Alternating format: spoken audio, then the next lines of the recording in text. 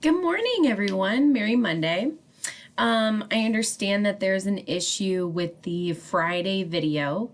Um, Maybe it's an issue because it's so short. I don't know. Um, but so your only directions for Friday were to go on to that Flipgrid and tell me something fun that you were doing on Friday to celebrate a fun Friday and being done with all of your assignments. Um, If you have not done last week's assignments, go ahead and go stop this video, go to Tuesday, which was March 17th, 2020, and do start from there and do those assignments and watch those videos. And if you have any questions or concerns, please let me know. Those of you who are done with all of the assignments up to Friday, welcome to week 2 of distance learning. So let us continue on. Oh, and this is your usual get started activities. Pause this video, click on the slides, and you can click on these links and do these videos just to get your mind warmed up for the day. So, Merry Monday. Oh, I meant to take this out because you don't have your backpacks with you. I'm sure all of your stuff is still with you. All right, so morning meeting. On Google Hangouts, what I want you to do is I want you to ask a partner to share something new, something good, or something bad about their weekend. And I want you to put right here, my partner was and they shared Okay, so that way I know that you guys are connecting with each other. Even though it's very important that you guys are connecting with me and asking me questions about assignments and everything like that, it is still important that you keep in contact with each other. So this is what I want you to do. It might take a little while for everybody to be able to partner and share something new, something good, or something bad.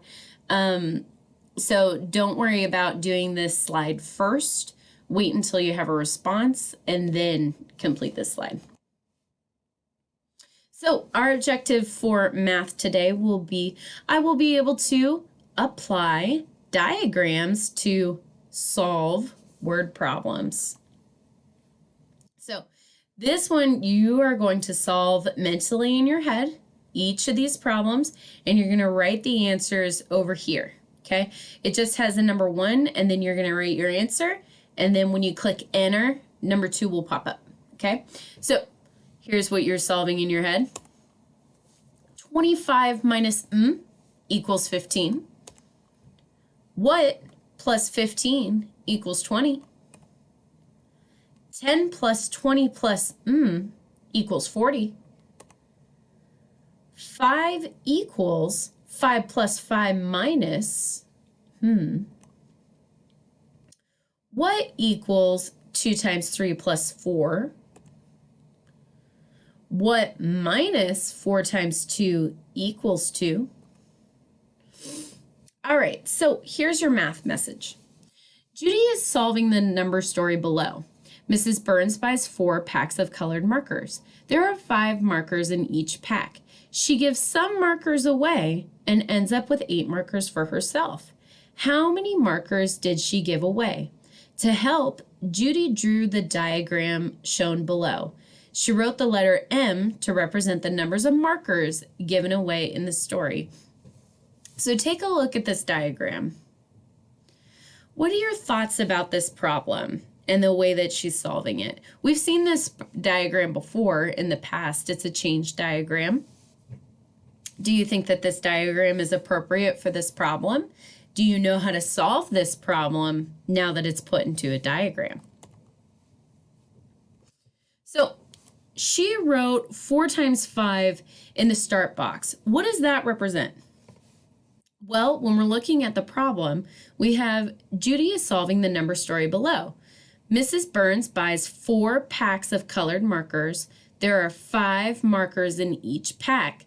Does 4 times 5 represent how many markers are in each pack? It does. So we know that this is going to be a total for this, and it's going to be multiplication. 4 packs of colored markers, 5 markers in each pack. Why do you think she put 4 times 5 in parentheses? Why do you think she did that? Well, what do parentheses mean? We've gone over this before. Parentheses mean that you solve this second. No, you solve this first. Parentheses always go first in our order of operations.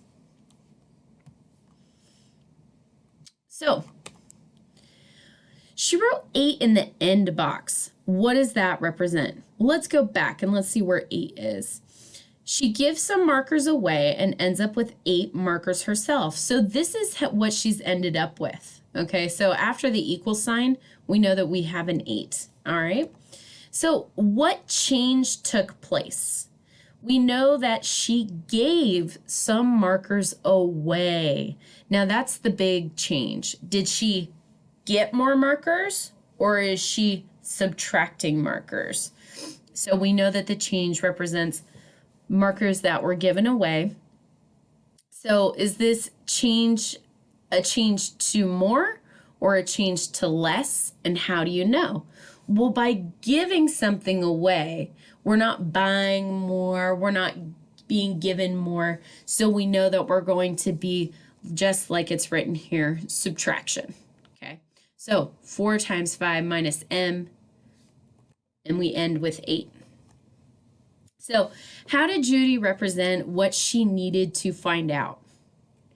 She represented it with an M, okay, with that letter M. And this type of diagram is what we're going to be looking at and what we're going to be practicing with in order to solve more word problems. So now that we have all of our information organized, it's going to be a little bit easier to solve this problem. By the way, if I'm moving too fast, please pause at any moment that you need. So remember how we've used this multiplication diagram in the past?